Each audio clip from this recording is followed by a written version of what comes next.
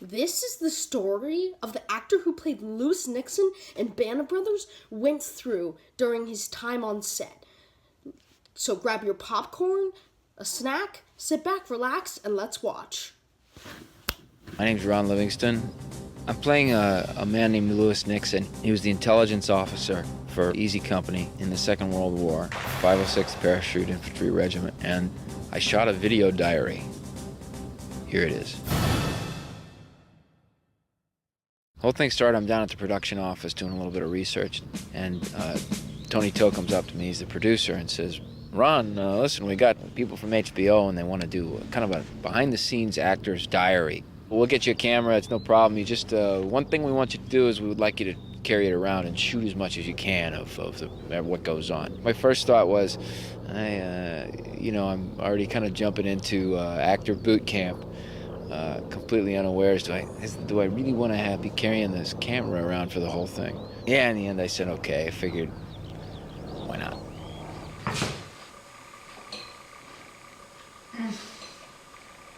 I'm annoyed already. Are you gonna miss me? I'm not gonna miss you leaving the milk out.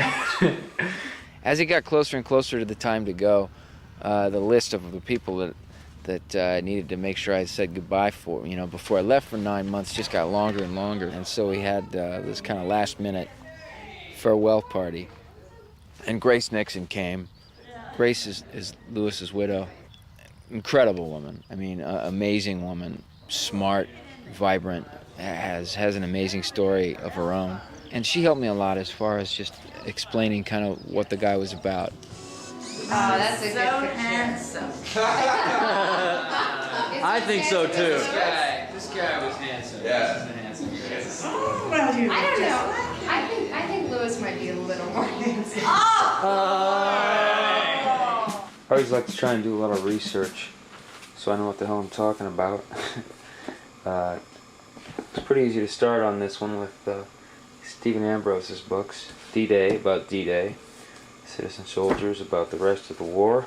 Field manuals, these are all period field manuals. Rifle Company, haven't gotten to that one yet.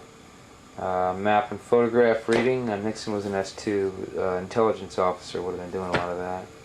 Pictures, these I got from the production office. There's the man himself. I got about 6 years on him. I think he was 26 at the time of the war. Sometimes you can't really see too much, you just get a sense of maybe, what they look like, the way they carry themselves, the hair. Right there, they carry themselves like goddamn men. This is my favorite here. This is Winters and Nixon. Devilish rascal, huh? There's Winters. Stephen Ambrose has described Dick Winters as being the heart and soul of Easy Company. Dick worked for Lewis when they came home, and they were best friends, really, for the rest of their lives. I put off calling Dick Winters for about a month. He's kind of a larger-than-life guy after you, or in your head he is anyway, after you read Band of Brothers and D-Day and all the Ambrose stuff. Kind of holed up in my office, and I set the camera up, and I had this big elaborate plan how I have one of these phones that's like a speaker phone, and so I was going to put him on speaker phone, and then I was going to be able to get the conversation from both sides, and I dialed him up, and I said, hello, Dick, and the phone goes, ooh. Gonna be as tomorrow at 5:30. And he's like, hello. Excuse me. Who's the, hello? And I was just one second, and then I couldn't get the damn thing off. Sorry about that. Yeah, we're here. Sorry about that. But I did a lot of nodding and saying, uh-huh. Uh-huh.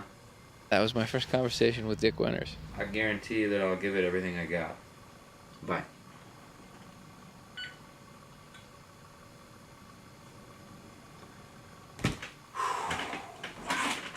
The first thing they did for us was they set up a 10-day actor boot camp. They train us in the same way that they train military people.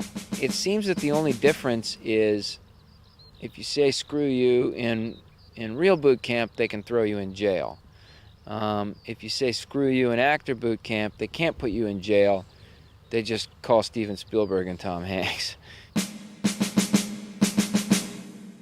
So I got on the plane to London. Did a little weapons training on the way over there. We almost had a few casualties in customs, including Matthew Settle and Ian Bailey, the guys playing Spears and Webster. Didn't have their work permits, so they got detained for a while. We're gonna be sent back. That's brilliance. That's brilliance right there. We're gonna be sent back. I don't care about that anymore. I'm just too wrapped up in it. Yes. I want to make a movie here. Oh, he didn't realize he was recording. So it was the first of many times when somebody tried to take the camera away. They'd given us these Corcoran jump boots that we were gonna wear. They felt like they were made out of like corrugated tin when we first got them. We knew we were gonna have to run in them on Monday, so one of the guys played hockey for a while. He said, "Oh, well, here's what you do: you stick them on your feet, go stick them in a tub full of hot water, and then wear them around that night, and if you can, sleep in them. And then by the morning, they'll fit really well." Any time a show starts, you know, one of the first things that you do is kind of everybody's sizing each other up a little bit. You know, it's kind of like, all right. Who's this guy? Is he going to be a good guy? No. But this was the first day that everyone was kind of thrown together and nobody really knew what to think.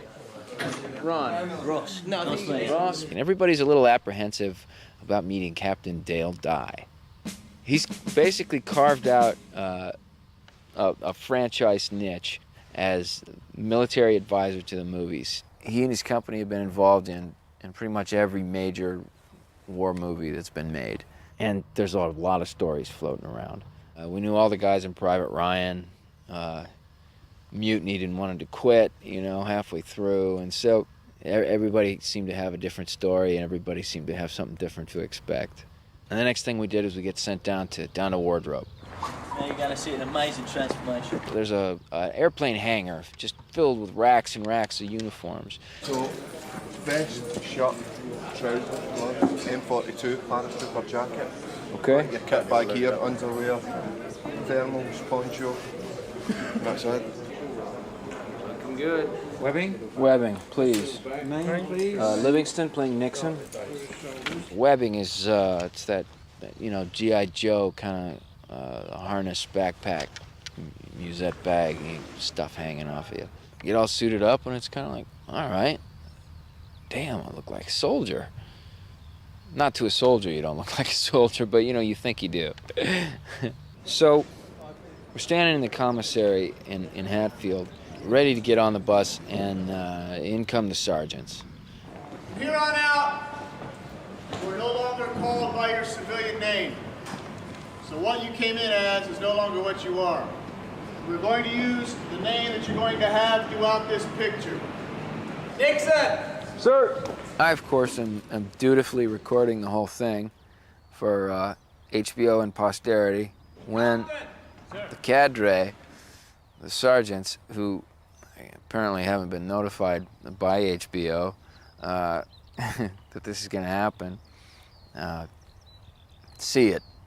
That camera used now is going away. Okay. Because it will not allow. I know it's okay. And I actually had to put it away for a couple of days, but there's a little gap of about 3 or 4 days that no one's ever going to see. When you reply to somebody, it's yes. Get used to it, yes. If you're British, yes. If you're American, yes. Not yeah, yep, yo, what's up, yo, dog, all that stuff's gone. 1940s, right? Start using it. If somebody says, Staff Sergeant Farnsworth becomes a captain, and I see him, I will call you to attention, and I will salute, and you will all stand at attention.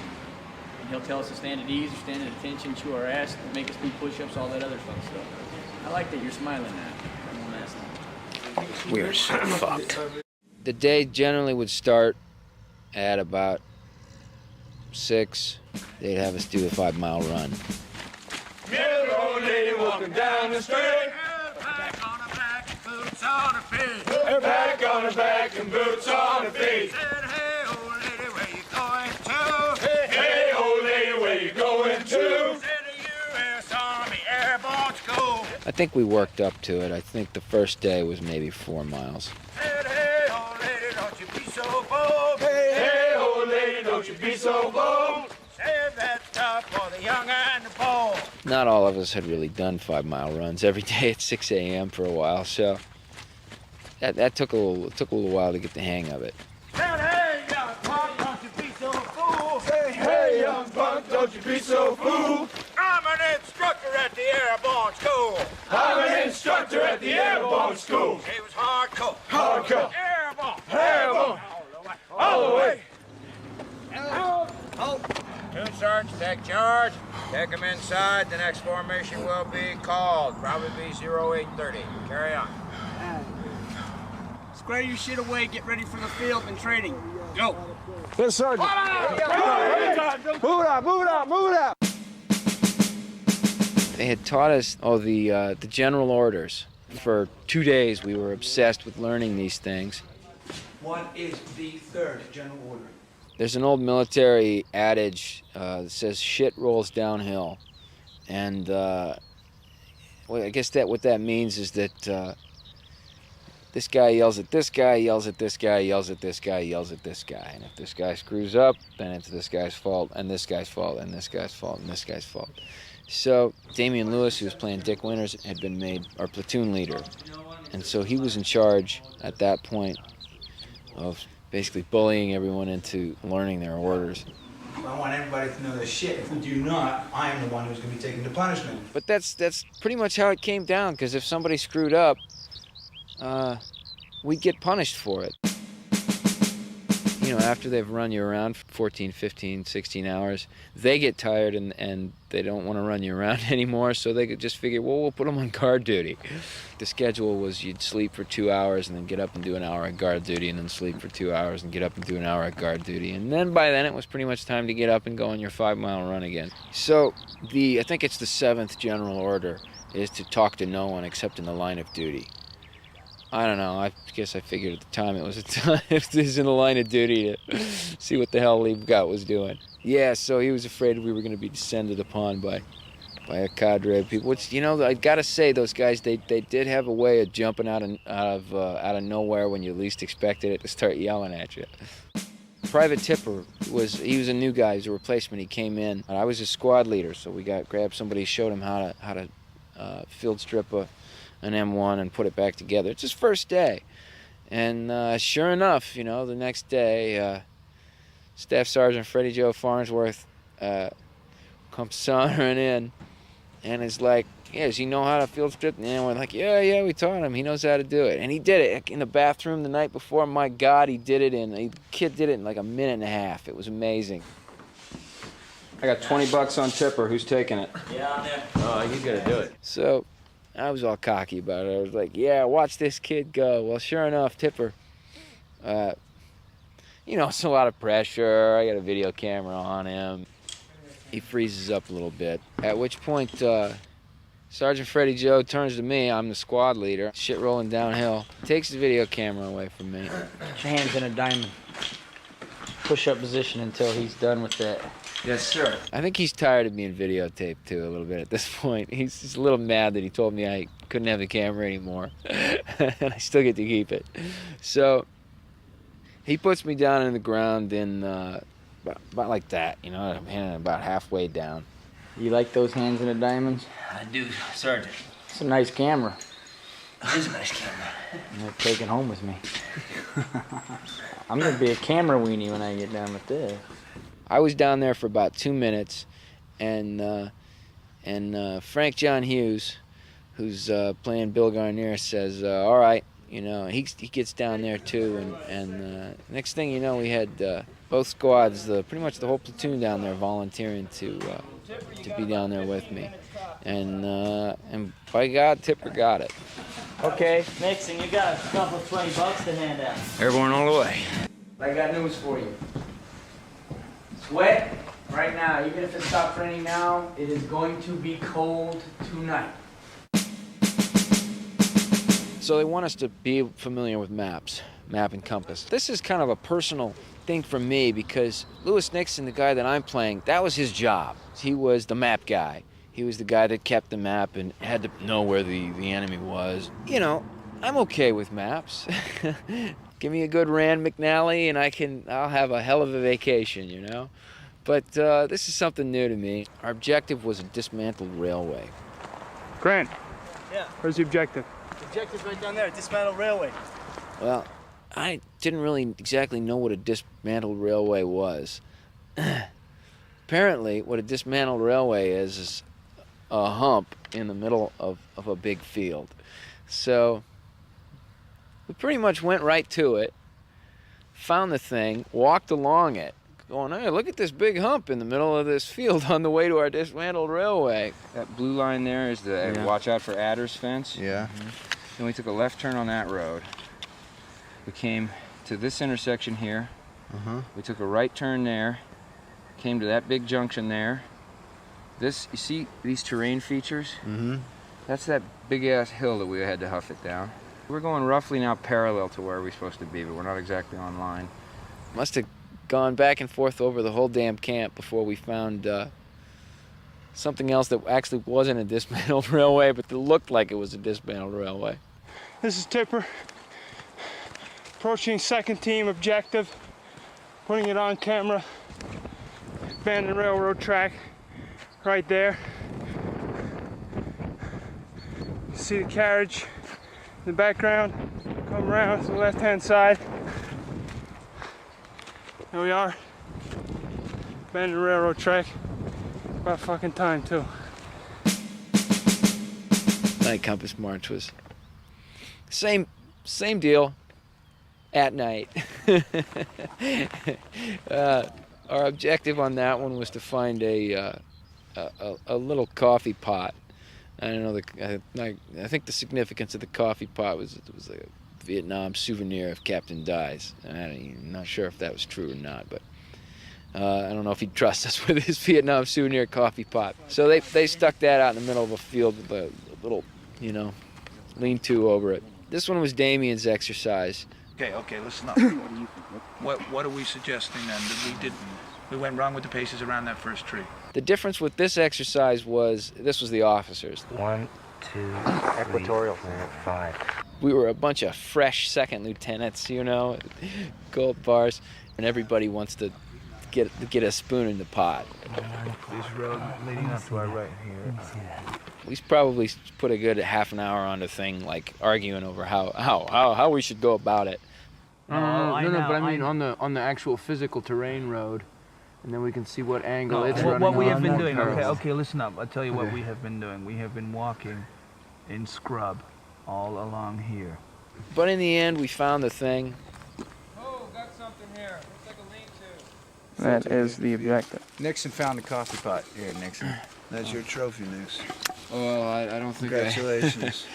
Well, now wait a minute. You navigated here. Yeah, I really just walked in front of you. Sergeant Lipton went, of course, as the senior non-com. He sort of pretty much hung back and let the officers all work it out. But I can't think that he had a pretty good opinion of us by the time the night was over. Blind luck is what that was. And your partner. We're going to do sit-ups for 2 minutes. Whoa, look at that. I don't believe in omens, easy company, but I think I see one. Timed exercise, 2 minutes. Stand by. Go!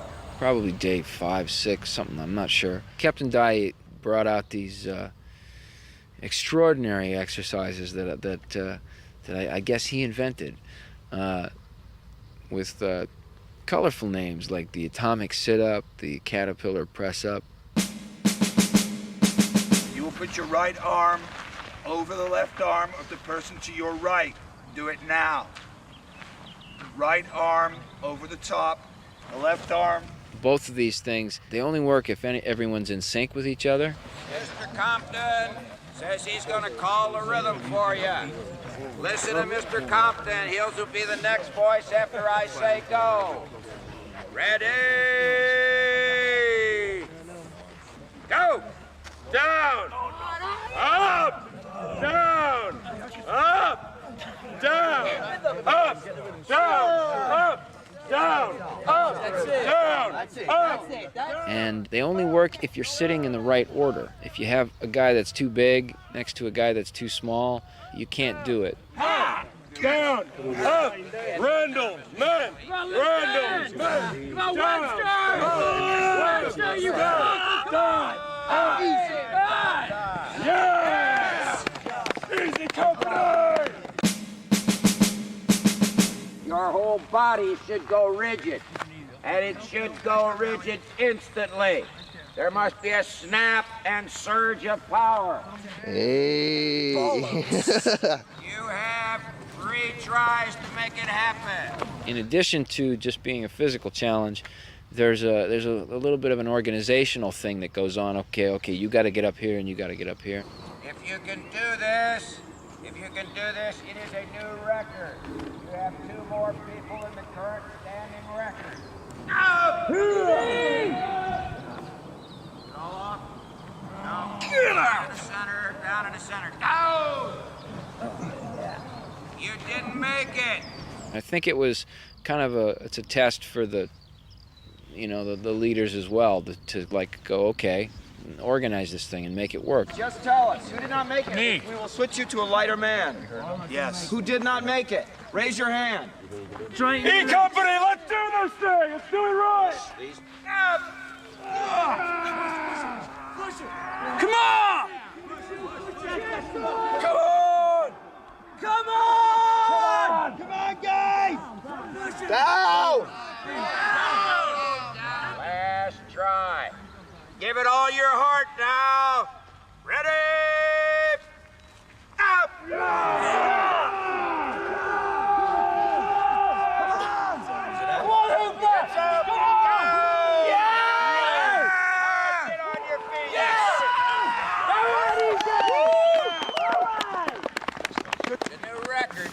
Caterpillar push-up thing is probably not as hard as it looks, and the sit-up thing is a lot harder.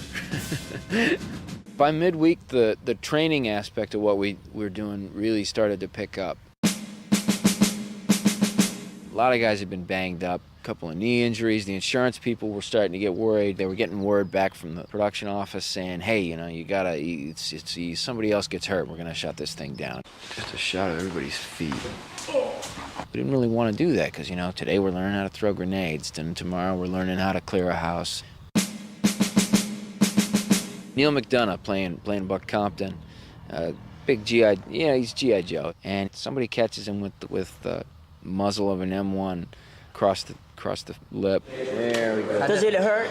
Does it hurt? Suckers out, Buck Compton, baby. At this point, they were kind of worried that this was going to be the straw that broke the camel's back, so they drove him about 90 miles out of town and checked him into some local hospital under the name Buck Compton. Thank God for socialized medicine, that's all I can say. You got a bug. Yeah, You got a bug on your face there. Is that a bug? You see what that is? Those are 2 stitches. Was there anesthesia? Was there anesthesia with this thing? I do not think so. I am Buck Compton. On a given afternoon, we might do a grenade assault. Somebody grenade that spot! We'd do isolate and eliminate a sniper. We have snipers to our left-hand side! House clearing. And in between these drills, which of course always seemed to take place on opposite ends of the camp, we'd be marching over there and marching over here and generally in full gear. Hi-ho, diddy bop. Wish I was back on the block. Wish I was back on the block. You'd read, the full gear weighs 80 pounds. 80 pounds is a 3rd grader saying, give me a piggyback ride all day. Okay? Not like, all right, okay, the piggyback's right, but all day. A drinking man. Hey up, hey crazy. So they'd have us sing, and for some reason, it really does work. It just makes it go faster, it makes it go easier, everybody gets into rhythm, and there's something happens that clicks over when you lock into rhythm. And I think that's why they do it, because it's just too pleasant to be allowed in the military if it didn't have some ulterior motive, such as making you march farther. I'm going to teach you a new kind of attack. Dangerous operation. It depends on the skill of your machine gunners.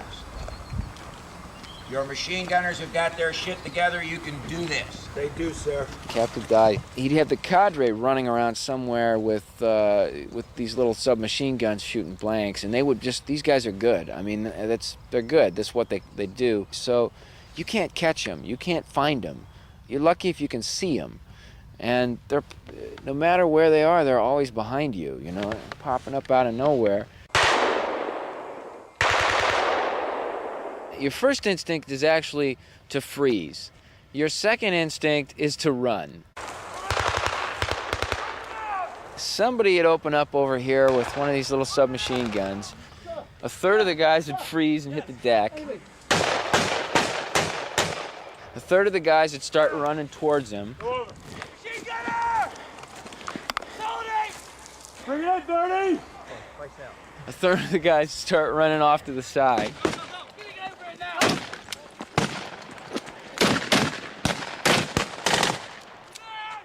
And it degenerated into basically cowboys and Indians, where everyone's running off by themselves, popping off blanks. You know, I got you, no, I got you. Fire!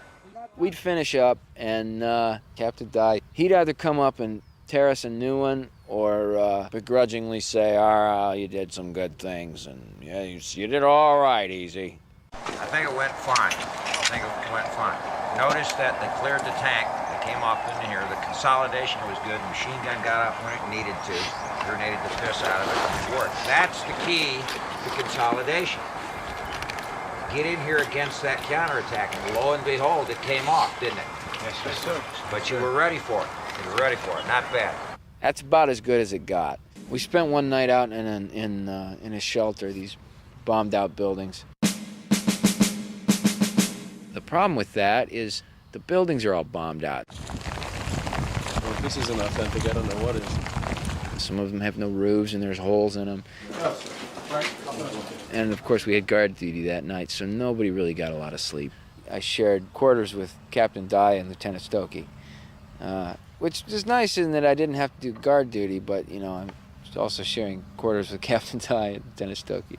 It was very, very cold, and Captain Dye says, "Here, I'll show you an old infantry trick. Get those jump gloves there, and you put them on your feet. It keeps your feet warm." I said, you gotta be kidding, right?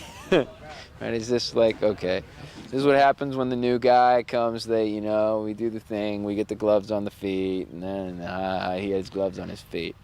So for about half an hour, I was like, okay, thanks for the tip. About a half an hour later, I put my gloves on my feet, and by God, I was warm all night.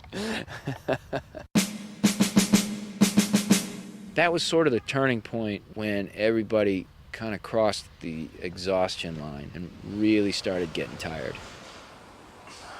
What are we at? Day 6? Day 5? Day 6? Oh man, day 20. Bacani. Let's see. There was one day when they said, okay, everyone's all banged up. We're going to take the afternoon and everyone's just going to relax and heal up and rest. Order of the day is to relax. Let's get our bodies healed up so we can start doing our jump stuff. You understand? Yes, sir. Yes, Sergeant. You're gonna square yourselves away if you wish. You can spit shine your little booties if you wish. You can do whatever you want if you wish. And it was a trick. They basically got us all with all our gear off, and 20 minutes later they came in screaming, "Okay, we're moving out," and everyone had to throw their shit on and go. There was constantly something to do, and if there was nothing else to do, there was polishing your boots. Hour 3 of boot polishing.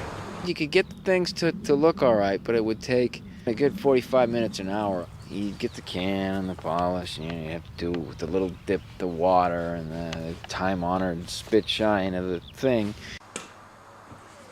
Polish and polish and polish and polish and polish. That hour that you would spend polishing your boots turned out eventually to be about the best hour of the day, because you were inside, you were sitting still, there's heat, nobody's jumping out of a corner, throwing a grenade at you, and we'd get to talking and just kind of shooting the shit about the day. Randleman was in the Jeep today in Sobel, and we was Sobel and Randleman, trying to start the Jeep, the old, beautiful old 1942 Willys Jeep. Randleman's trying to start it up, it's not going to start. Tries again, it's not starting. Tries again, it's not starting. He's going on and on and on and on, trying to start the thing. So finally, I take weapons, we all get behind it, push it down the hill, jump start it, doesn't start. Try again, doesn't start. Finally, we're all the way down the bottom of the hill, battery's dying. We push it all the way back up the top of the hill. Here comes Sarge. Sarge gets in, and with one turn of the key, starts it up and takes off. Wait, it's up front? Just right up front, he totally showed us up. So now the joke is, how many sergeants does it take to start an old Jeep? One. How many officers? None. Because it doesn't matter how many you have. No officer can do anything right. It got to be pretty relaxing. It was kind of nice. They still look like shit. The last 3 days of our training they called it Jump Week. Parachuting is an unnatural thing for men to do. It is simply a method of getting infantry onto the ground. They came down pretty hard. When they jumped, I guess there was about 150, 200 pounds of gear on. Get used to rigging each other. That's what this is about. We now must move these buckles here. Lieutenant Winters will do that while the rest of you attempt to don the gear. Well, let's just say it's pretty tight down there. Once you have the gear on, you can't see it. You can't, and you can't really turn around. You don't have any room to maneuver. They pack as many guys in those planes as they can. You can't check your own equipment. You have to check the guys in front of you to make sure none of the laces are loose, everything's there. Hand up! Look out! Women check! We're not wearing the gear yet. It hadn't been given to us. So really, it was just to get us used to doing it by the numbers. Down off, bring women check! 8 okay, 7 okay, 6 okay, 5 okay, 4 okay, 3 okay! Which basically meant that equipment check was an excuse to, like, grab the ass of the guy in front of you. Try and make him as uncomfortable as possible. 1,000, 2,000, 3,000, 4,000. 1,000, 2,000, 3,000, 4,000. Time is, you can't judge it in your head. You jump out of a plane, time speeds up, slows down. You don't know what it's going to do. So you yell 1,000, 2,000, 3,000, 4,000 because it takes about 4 seconds to say that, which is when you want to pull the chute. A big part of their training was to get them not to freeze up at the door. You'd have to go out as fast as you can in a line because they didn't want you to get spread out. The farther spread out you were, the longer it would take to come together and the easier it'd be to get lost or to get separated. We worked on that in this little stage in this kind of classroom area, jumping into this blue mat, getting chewed out every time we did it wrong. 2 of you went out the door without your hands on the reserve. Get up there and do it again until you get it right. Go! Again and again and again. Stand up. Hook up. Don't sacrifice position coming out. It'll cause you a malfunction. It's easy to do it when you're really on the ground. See? You put us a couple thousand feet up in the air, a couple hundred. We'll screw it up. Picture day came. It's easy to do it when you're really on the ground. See? Again and again and again. Stand up. Hook up. Don't sacrifice position coming out. It'll cause you a malfunction. It's easy to do it when you're really on the ground. See? You put us a couple thousand feet up in the air, a couple hundred. We'll screw it up. Picture day came along. We had about an hour and a half where kind of everything relaxed a little bit. The light's beautiful right now, too. Took some pictures. We've got, hit it! 1,000, 2,000, 3,000, 4,000! Outstanding. Thanks, Joe. Hey, I hear that Leaf Guy becomes an ex-Eisenhower. Apparently. Yeah, that's what I heard, too. Apparently, that's what happens. Yeah. Who, Mamie? Huh? Ike or Mamie? 1, 2, 3, I'll squat down here. All right, be best buddies now. You get 10 seconds of my best buddy. Everybody's got a Captain Dye imitate. It's not a hard, easy. Here he is, farmer, you communist. Richard Spade actually has one that involves a hand puppet. Bull Randleman has probably the best Captain Dye that anyone has. I want to see any fucking smiles. I rip your fucking heads off and shit down your goddamn neck.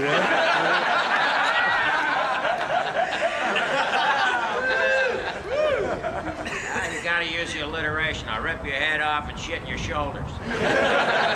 Picture day was the first time he actually dusted it off in front of Captain Dye. Everybody grab a partner. We'll be doing open heart surgery. I don't think I won't find out who that fucker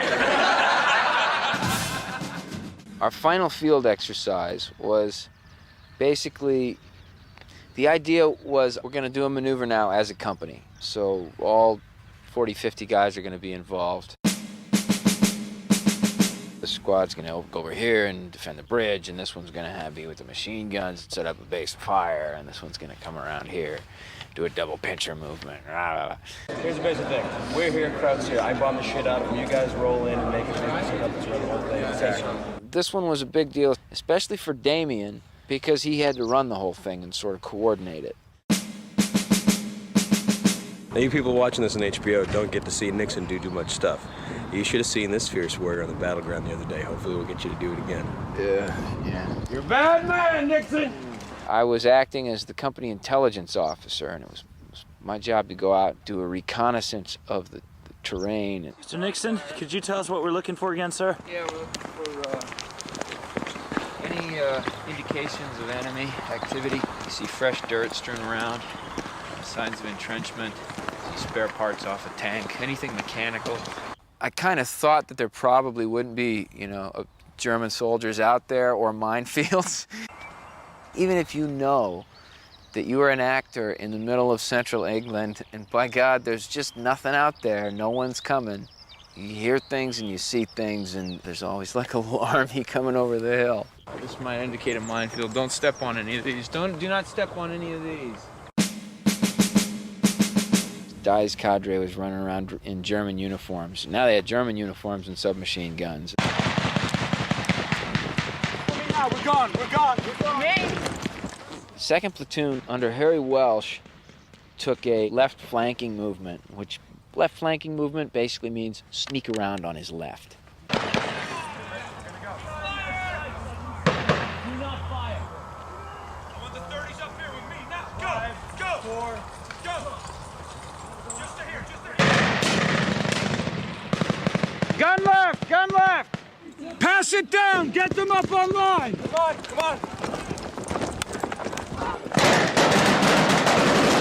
Weapons platoon set up inside the command post, put a machine gun nest up top.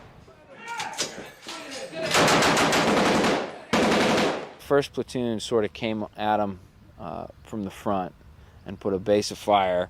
Base of fire basically means that we shoot at you a lot so that you put your head down as opposed to look for the sneaking up left flanking movement. Hold your fire! Right there, behind the house! We have snipers to our left-hand side! I want concentrated bursts of machine gun fire. Do not waste your ammo! Go, runner, go! Cover him! I want him on a 180 all the way around there. He's got 2 main guns here. Get him around the side as well. Okay, we have somebody in here on the left-hand side, up our rear. Get in that window, Compton. Get to the window now. See who he is. He's in a black coat. Got him? Got him. Let's move it on. Lipton, you're coming with me. Guns, go! Tim, I want them searched for any documents. Check their pockets. Private, get a weapon on this guy.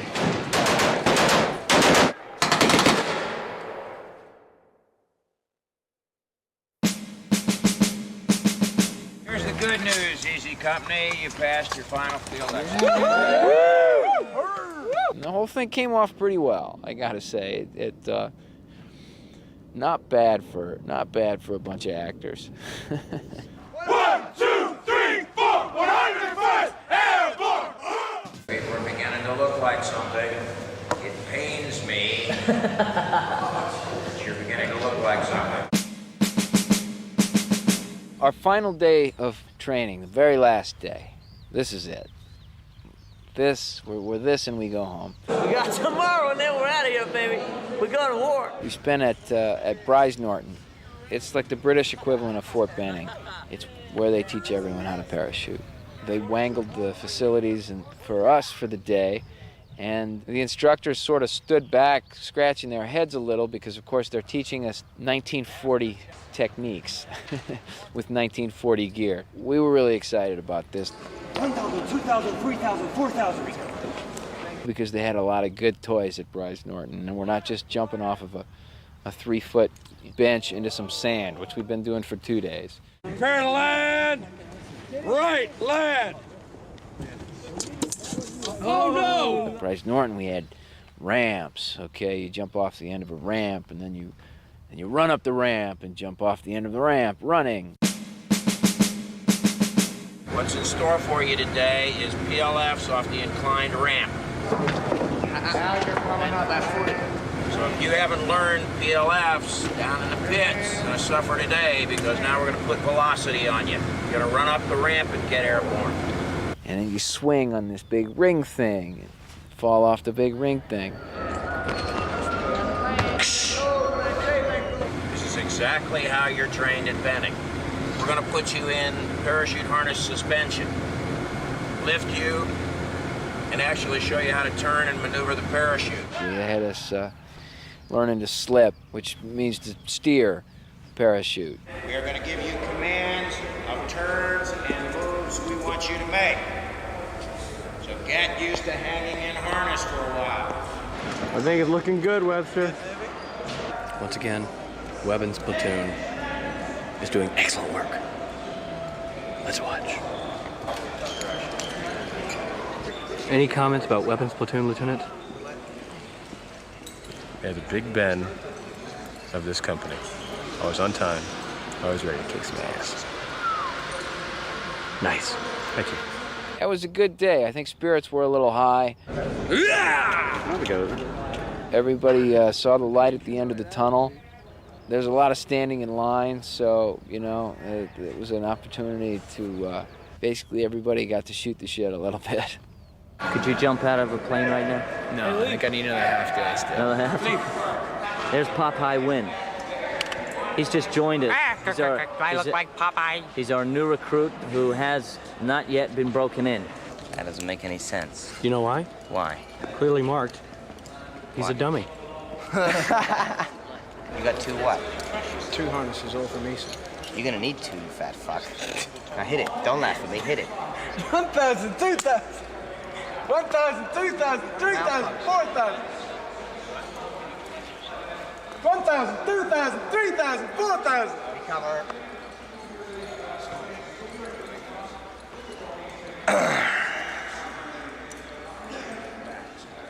And there is the tower. Shum, shum, shum, shum, shum. Shum, shum, shum, shum, shum. The Tower of Destiny awaits us. When the original guys did this, all their training led up to their jumps. They did 5 of them. At the end of the 5th jump, they were paratroopers, and they got the wings pinned on, and that was it. They'd made it. It was a huge deal to them. It was an enormous deal, and it was a big deal to us because they'd structured it a lot in the same way. For us, it was jumping out of the 40-foot tower at Bryce Norton. There'd been a build-up to that the whole time. And the thing's actually a lot scarier, I think, than it looks.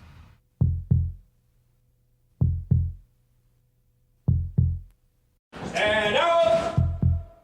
Hook up! Check equipment! Sound off for equipment check!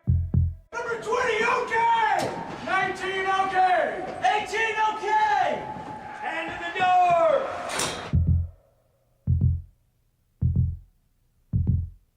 Go!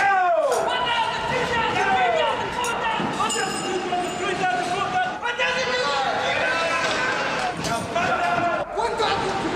3,000,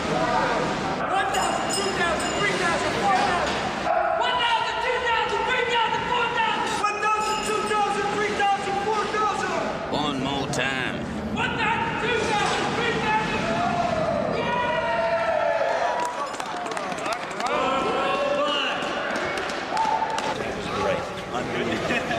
Yeah, it was good. It was good. You didn't think twice about it. And it always made me think of my mom, saying, well, if they told you to jump off of a cliff, would you?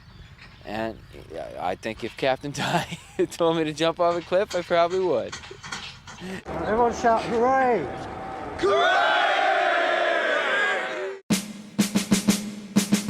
When the original guys got the wings pinned on, I can't even begin to imagine what a big deal it must have been to these guys after everything that they went through. For them, it was a huge mark of distinction.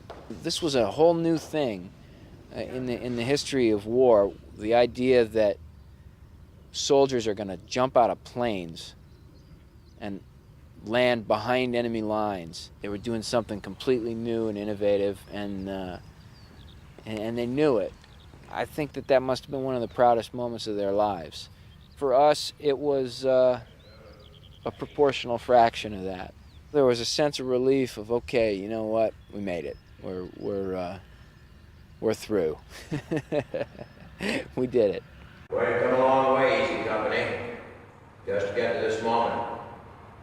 Hope it means as much to you as it means to me. Saw a lot of courage today, I saw a lot of skill today, I saw a lot of dedication and determination today. That's what makes the airborne soldier.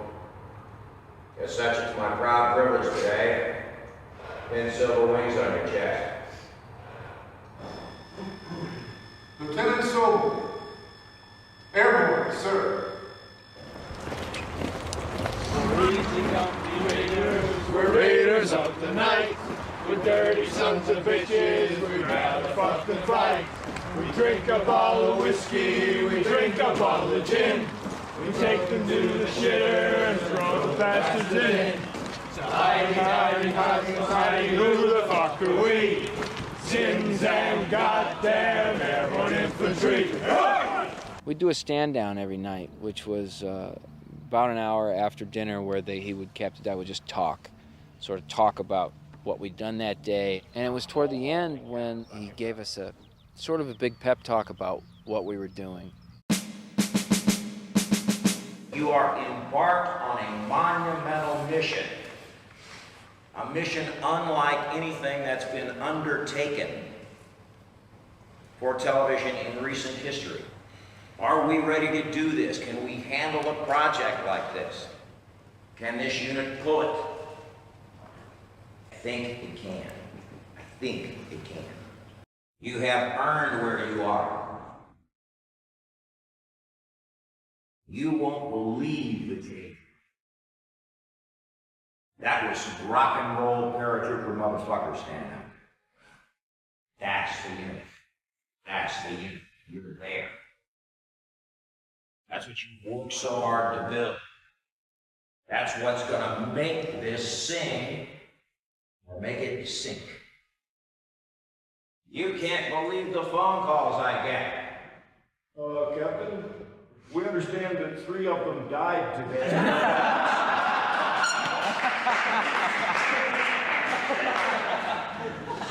You're fucking awesome. Your familiarity with each other. The way you work together with each other without even thinking about it. It just happens.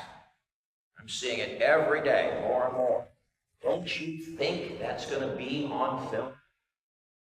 Don't you think what you do naturally right now, which is the right thing, is going to come across on film?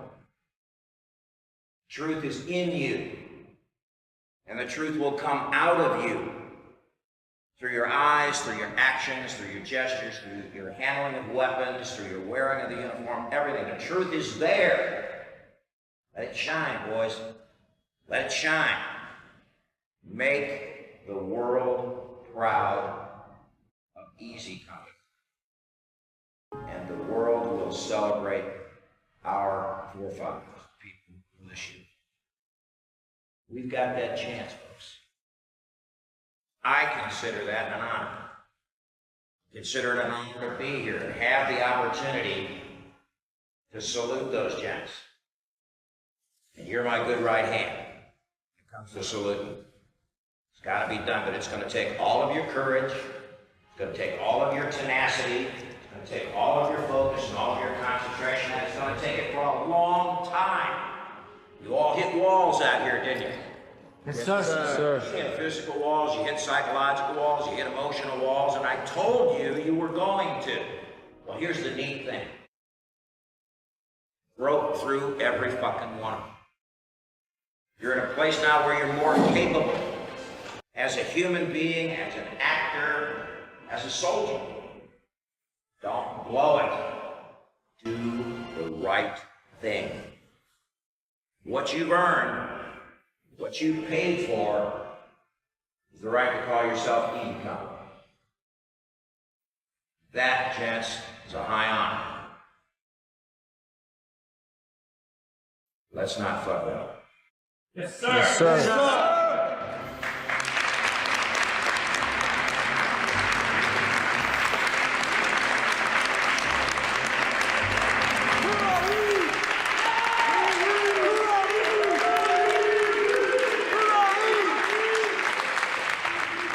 Damn, I wish we'd recorded that. Anyway, We did, sir. I gotta learn to watch you, Mr. Nixon. All right.